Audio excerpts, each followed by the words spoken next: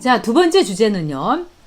나훈아 작심 공연했다. 네.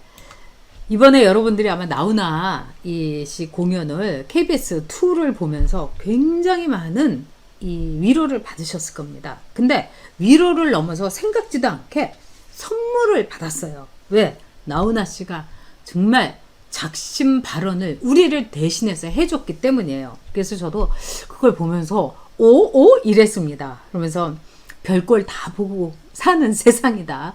이렇게 얘기하면서 나훈아 씨가 진짜 우리가 코로나 이거 다 이겨낸 거 우리 국민들이 참 말 잘 듣고 잘 지켜서 그런 거 아니냐. 뭐 국민을 위해서 목숨을 거는 대통령이 어디 있느냐. 이러면서 문재인에 대해서 아주 작심 발언을 했습니다. 그리고 진짜 별걸 다 보는 세상이다. 이런 말을 했지요. 그리고 KBS 거듭나라고. 그러니까 지금 KBS의 이 상황이라는 거는 정말 가서는 안 되는 상황이다. 이걸 얘기를 한 거죠. 자, 우리 이동환님께서 4억이면 월북을 2번 해야 한다는 거네. 저 빚이 4억 있어요. 이제 대출한 거, 그런 게 이제 있어서 그렇습니다. 그러니까 참 열심히 살아야 돼요, 저도. 근데 저는 오히려 빚이 있으니까 더 열심히 살게 되더라고요. 네. 그러니까요. 빚만 지면 월북자냐고요. 네. 진짜 유주님께서 빚 있으면 국가에서 월북 추천각이다. 네. 이 하루하라님, 트럼프가 어버버보다 훨씬 낫죠. 프레이자 정님께서도 아주 속이 후련했다. 이동우님 작심하고 발언한 거죠. 정은희님께서도 국민의힘조차 문재인 이중대처럼 저도 정말 국민의힘 정말 짜증납니다. 나훈아가 그날은 우리나라 야당 대표보다 더 큰일 했어요.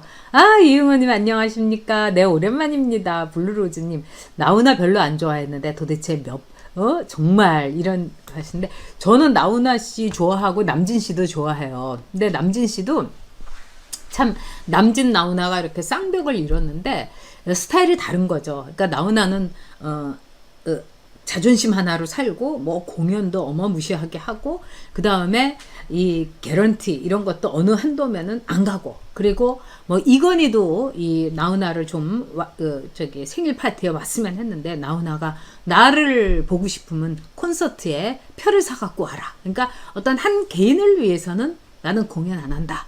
이렇게 하는 이제 자존심이 있죠. 참 이 자존심 지키면서 사는 거 이것도 참 훌륭하고 멋진 일입니다. 근데 이제 그 남진 씨의 경우는 굉장히 소탈하더라고요. 제가 만나보니까. 그리고 어떤 공연이든지 자기를 부르면 가서 스스럼 없이 노래 부르시고 그래서 그런 점은 또 이제 남진 씨의 또 스타일이고 또 존중을 합니다. 또 남진 씨가 굉장히 이 인간미가 좋더라고요. 저는 이제 몰랐는데 우리 그 안영환 선수가 목포 아닙니까? 근데 남진 씨도 목포고 그래서 두 분이 굉장히 친한데 이 남진 씨가 참 따뜻한 사람이라는 얘기를 많이 하더라고요.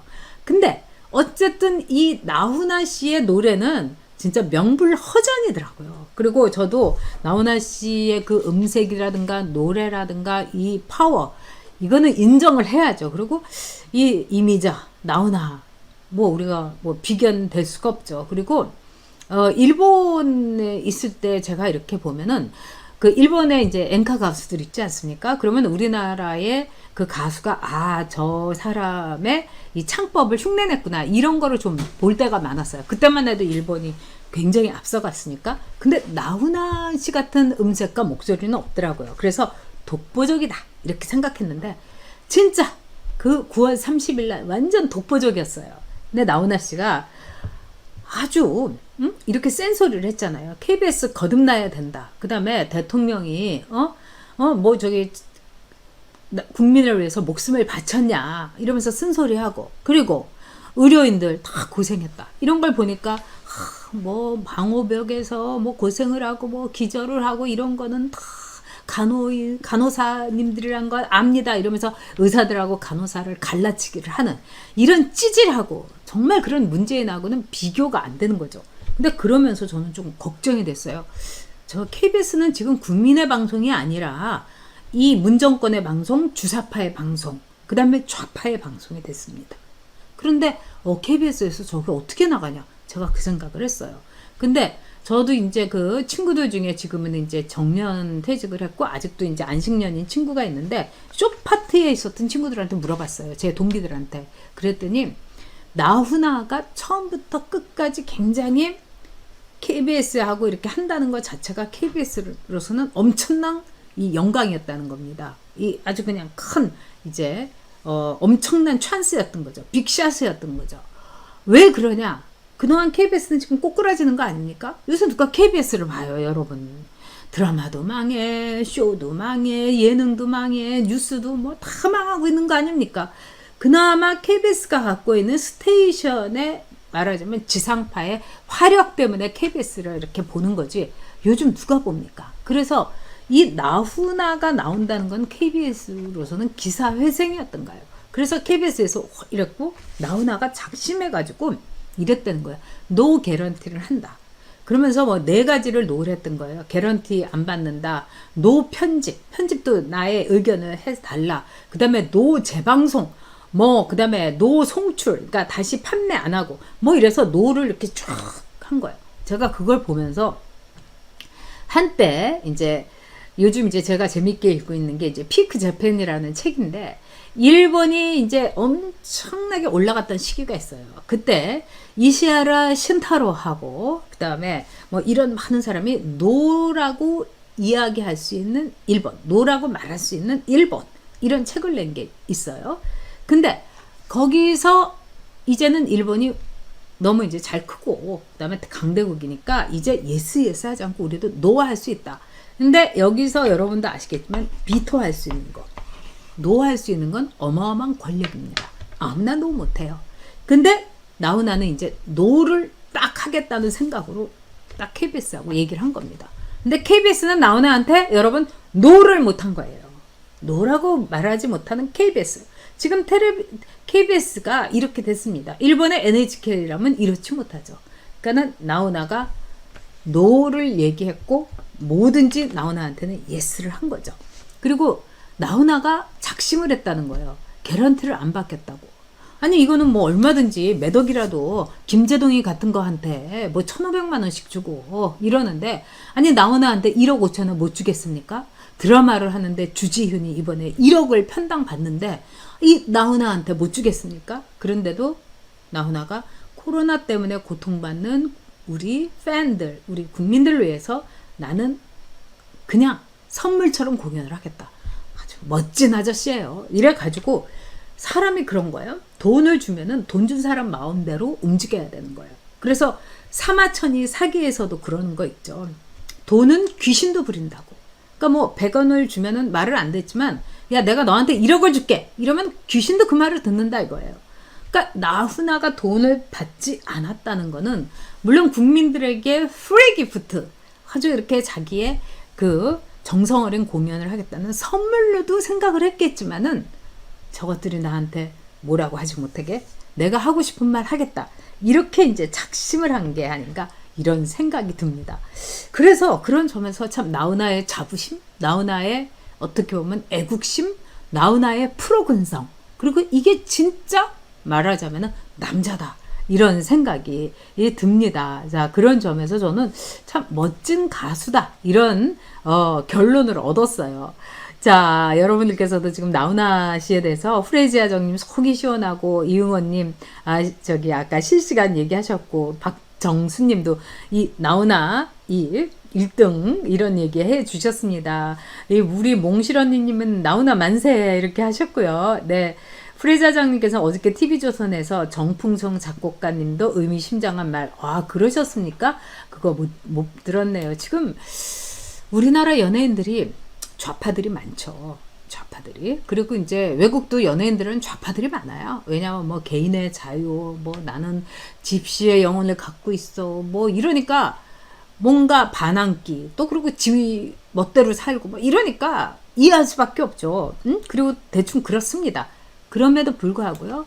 미국에는요. 연예인들 가운데에서 이 영화배우라든가 가수나 확고한 우파의 정신을 갖고 있는 사람들이 있습니다. 그래서 그 사람들이 미국을 위해서 엄청난 역할을 합니다. 근데 저는 우리는 왜 우파 중에 그런 사람이 없었나 이렇게 생각했는데 이번에 보니까 나훈아 씨, 박상원 씨, 그 다음에 유나 씨, 그리고 이 드러내지 못해서 그러는데 이 장윤정 씨도 우파예요. 그래서 우리 이 제가 한나라당에 있을 때 한나라당에 무슨 전당대회 하면은 어머나 뭐 이런 노래 와서 이제 부르고요. 꼭 와서 해줬습니다. 그래서 저는 장윤정 씨 이렇게 팬인데요. 자, 그런 점에 있어서 이 우파 연예인으로서의 역할 이거를 얘기를 다 해준 것 같습니다. 네. 자, 산수리님께서 남진은 지난 총선에서 민주당 선거 지원했어요. 목포잖아요. 근데 아마도 남진 씨는 이 우리 안영환 선수가 나가면 안영환 선수 유세대 해줄 것 같아요. 어쩔 수 없는 거죠. 근데 하여튼 이 나훈아 씨가 제가 그래서 이 나훈아 씨와 조용필에 대해서 비교를 해가지고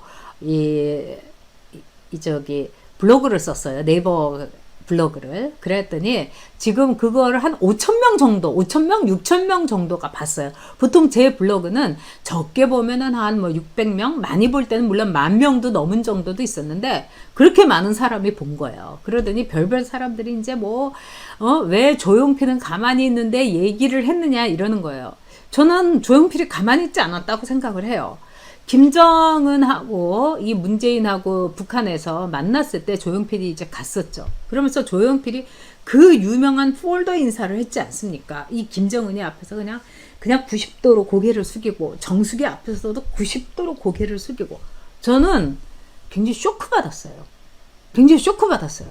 저는 사실 조용필 씨를 몇 번 만난 적이 있었는데 개인적으로는 뭐 괜찮은 사람이었어요. 좋은 사람이고 본인이 신문 굉장히 열심히 읽는다 이런 얘기도 하고 또 물론 그런 자리가 이렇게 정치 얘기할 또 그때는 제가 뭐 정치 쪽에 관심도 없었을 때고 그렇긴 했는데 글쎄요. 그러면서 비난이 조용필 씨에 대해서 실망하고 비난이 막 올라오니까 그 조용필 씨 기획사에서 뭐라고 했냐면은 그렇게 인사하는 게 습관이다. 그리고 그게 조용필 씨의 워낙에 매너다 이렇게 얘기한 거예요. 근데 저는 조용필 씨가 무대에서 저 조용필 씨 공연도 가서 본 적이 있어요. 어떤 분이 표를 줘가지고 근데 조용필 씨가 한 번도 사람들에게 그렇게 폴더 인사하는 거 좀 본 적이 없어요.